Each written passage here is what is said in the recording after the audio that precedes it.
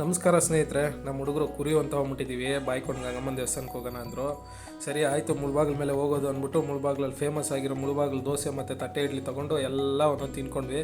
ತಿಂದಿದ್ದಾದ್ಮೇಲೆ ಸೀದಾ ನಾವು ಹೊರಟಿದ್ದೆ ಬಾಯ್ಕೊಂಡು ಗಂಗಮ್ಮನ ದೇವಸ್ಥಾನಕ್ಕೆ ಹೋಗಿ ಎಲ್ಲರೂ ದರ್ಶನ ಮಾಡ್ಕೊಂಬರೋಷ್ಟರಲ್ಲಿ ಇಬ್ಬರು ಹೋಗಿ ಕುರಿ ಬಲಿ ಕೊಟ್ಬಿಟ್ಟು ಕ್ಲೀನ್ ಮಾಡಿಸ್ತಾಯಿದ್ರು. ಕ್ಲೀನ್ ಮಾಡಿದ್ದಾಗಿದ ತಕ್ಷಣ ಮಟನ್ ಎಲ್ಲ ತೊಗೊಂಡು ಅಲ್ಲೊಂದು ಜಾಗ ಮಾತಾಡ್ಕೊಂಡಿದ್ವಿ. ಜಾಗದ ಹತ್ರ ಹೋಗ್ಬಿಟ್ಟು ಒಂದಿಬ್ಬರು ತರಕಾರಿ ಹಚ್ಕೊತಾ ಇದ್ರು, ಇನ್ನಿಬ್ಬರು ಮಸಾಲೆಗಳು ರೆಡಿ ಮಾಡ್ತಾಯಿದ್ರು, ಇನ್ನಿಬ್ಬರು ಕ್ಲೀನ್ ಮಾಡ್ಕೊತಾ ಇದ್ರು. ನಾವು ಹೋಗಿದ್ದು ಟೋಟಲ್ 12 ಜನಕ್ಕೆ ಒಂದು ಕುರಿ ತೊಗೊಂಬಂದಿದ್ವಿ. ಅಂದರೆ ನಮಗೆ ನಗು ಬರುತ್ತೆ.